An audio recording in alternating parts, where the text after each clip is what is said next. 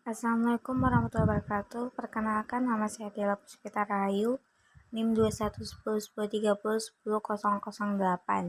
MK Filsafat Politik. Di sini saya akan menjelaskan siapa J.J. Rawls itu dan konsep pemikiran dari J.J. Rawls. J.J. Rawls lahir di Geneva, Swiss. Pusatnya Calvinisme pada tahun 1712. Ibunya meninggal sesaat setelah kelahirannya. Ia diasuh selama bertahun oleh ayahnya yang kemudian menyerahkan Rawls pada pamannya, seorang pemuka agama yang kaya. Rawls adalah seorang pemikir yang banyak memberi pengaruh di banyak bidang termasuk filsafat, kesusastraan, dan politik. Cita-cita yang tertuang dalam pemikirannya lebih menyentuh pintu hati para pengikutnya dibandingkan dengan pintu akal atau rasional mereka. Rawls memang terkenal sebagai bapak gerakan romantik yang mulai menyebar di Eropa pada umumnya di abad ke-18. Gerakan ini menunjang apa yang disebut dengan iasensibilitas, yaitu kecenderungan kepada emosi yang digerakkan secara langsung, kuat, dan bukan disertai dengan pemikiran sebelumnya. Konsep pemikiran dari J.J. Rawls. Rawls memandang manusia alamiah sebagai orang hidup polos, mencintai diri secara spontan, ia bebas dari segala wewenang lain, dan secara hakiki sama kedudukannya. Kepolosan alamiah ini menjadi hilang setelah terjadi proses pemasyarakatan manusia. Manusia adalah makhluk sosial yang untuk menjamin kebutuhan hidup bermasyarakat. Rawls percaya bahwa negara sebagai kehendak umum atau volonté générale, yaitu kehendak bersama semua individu yang mengarah pada kepentingan bersama. Kepentingan umum itu berarti kehendak negara oleh kehendak rakyat. Ketaatan kepada negara berarti juga menaati diri mereka sendiri.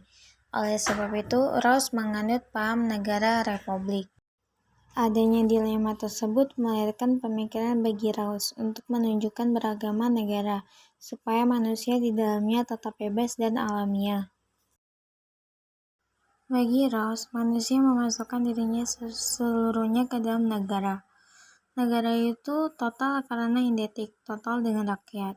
Negara adalah kehendak rakyat sendiri. Ia menolak adanya lembaga perwakilan rakyat.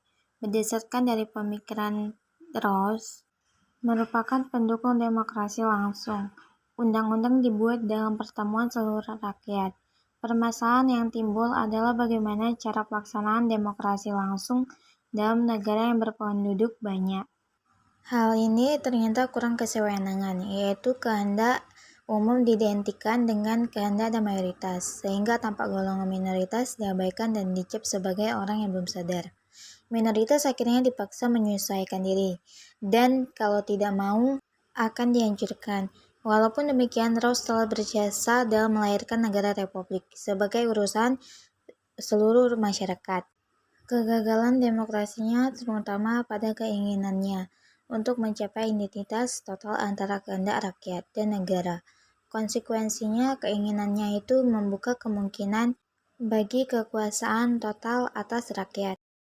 Pikiran Rawls tentang masyarakat dan negara ditulisnya terutama dalam Du Kontrak Sosial. Tulisan ini menggambarkan semangat kembali kepada alam seperti yang dikemukakan di atas dalam contoh-contoh yang diberikannya. Rawls mencela kehidupan perkotaan, perdagangan, uang, dan kemewahan, serta memuja kehidupan desa, pertanian, dan kesederhanaan. Tetapi haruslah diingat bahwa kota yang dimaksudkannya di sini mengandung sifat-sifat yang tumbuh dengan perkembangan dagang dan industri, bukanlah kota yang digambarkan pada zaman Yunani kuno. Sebagai konsep dalam Yunani kuno, sama artinya dengan negara. Bagi Rawls, negara memang tidak dapat diabaikan sama sekali dalam pertumbuhan hidup manusia. Sebagaimana judul buku karangannya, Rawls mengemukakan bahwa kontrak sosial merupakan jalan dalam pembentukan suatu negara, baik polis seperti masa Yunani kuno ataupun republik. Adapun pemikiran romantisme ala Rawls sangat mengancam modernitas yang terlihat dari kemajuan industri di perkotaan. Baginya industrialisasi hanya akan merusak alam sekitar dan mengeksploitasian lingkungan itu akan mengganggu keindahan. Usaha untuk memperoleh laba atau keuntungan juga sangat ia benci. Oleh karenanya ia tidak setuju terhadap segala bentuk perdagangan. Sekian materi yang saya sampaikan. Jika ada salah, saya mohon maaf. Wassalamualaikum warahmatullahi wabarakatuh.